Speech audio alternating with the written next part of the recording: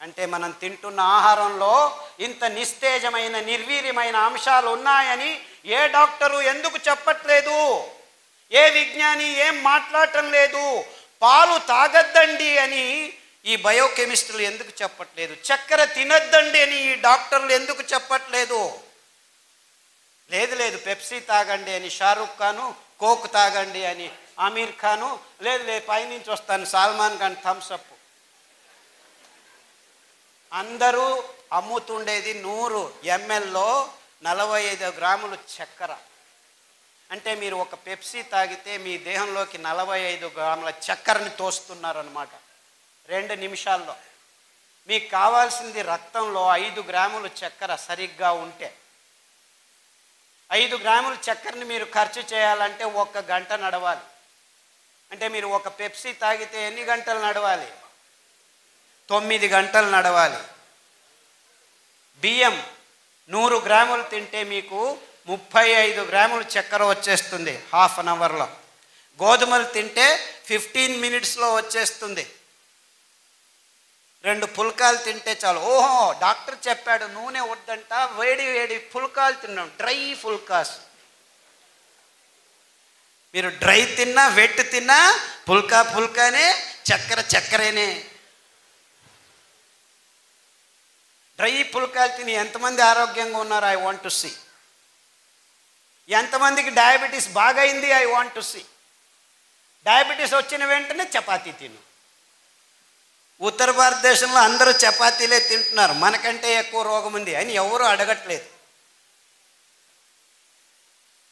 అంటే ఈ గోధుమలు, ఈ బియ్యము, ఈ పాలు, ఈ చక్కెర మనకు అసమతులనాన్ని కనిచేస్తున్నాయి. గ్లూకోజ్ ఎక్కువ రక్తంలోకి పంపు చేస్తున్నాయి. 15-20 నిమిషాల్లోనే ఇంతింత గ్లూకోజ్ పోతుంది. మన దేహంలో రక్తంలో ఉండాల్సింది 5 గ్రాముల కంటే ఎక్కువ ఉంటే అసమతులనం. ఎక్కువైతే విషం కూడా, అమృతం కూడా విషం. నాకు దిక్కు తెలుతోంది. ఎక్కువైతే అమృతం, గ్లూకోజ్ కావాలి. 5 గ్రాముల కంటే తక్కువైతే ప్రజ్ఞ తప్పి పడిపోతాము. అదే జరుగుతుంది చిన్న పిల్లల్లో. ఇప్పుడు ఇన్సులిన్ 10 యూనిట్లు పొద్దున, 10 యూనిట్లు సాయంకాలం చేస్తున్నారు. రక్తంలో గ్లూకోజ్ లేకుండా ప్రజ్ఞ తప్పి కోమాకు వెళ్ళిపోతున్నారు. ఓ, ఇదంతా ఏం పారగలేదు, బాగలేదు, మేము హైటెక్ చిప్పు రెడీ చేశాము, ఎంత గ్లూకోజ్ కావాలో అంత గ్లూకోజ్ను లోపలికి తీసుకెళ్లే ఇన్సులిన్ను మాత్రమే రిలీజ్ చేస్తుంది, తొడలో పెడతాము, వారం వచ్చి కియోస్క్లో కూర్చొని మొబైల్ లాగా ఛార్జ్ చేసుకుని ఇన్సులిన్ మొబైల్ లాగా ఛార్జ్ కూర్చోవాలి. 3 గంటలు కూర్చుంటే ఇన్సులిన్ లోపల పోతుంది. తర్వాత 1 వారం తిరగచ్చు, మళ్ళా కూర్చోవాలి, మొబైల్ లాగా ఛార్జ్ చేసుకుంది. ఆ చిప్పు పెట్టేదానికి 3 లక్షలు, ప్రతిసారి ఛార్జ్ చేసేదానికి 3000. ఇది అరే, ఎందుకు ఆ చిన్న పిల్లవాడికి గ్లూకోజ్ ఎక్కువ అవుతుంది రక్తంలో? ఈ బిస్కెట్లు, ఈ చాక్లెట్లు, ఈ కేకులు, ఈ కొవ్వు పదార్థాలు, ఆ డాల్డా, ఈ మాంసము తయారైన తర్వాత తిన్న తర్వాత మిగిలిన మాంసాన్ని పారేస్తే డబ్బులు ఖర్చు అవుతాయని దాన్ని బాగా పెద్ద ఇలాంటి పెద్ద హాల్ అంతా వ్యాట్స్లో, స్టీల్ పాత్రలో వేసి కుదిస్తే పైకి తేలుతుంది కొవ్వు. ఆ కొవ్వే డాల్డా. తెచ్చి ప్రతి ఒక్క చిన్న ఊర్లలో బేకరీలకు ఇస్తున్నారు. బిస్కెట్లు, కేకులు. సార్, మేము బ్రాహ్మణులము, మాంసం తినము, అయినా క్యాన్సర్ వచ్చింది. ఎందుకు వచ్చింది?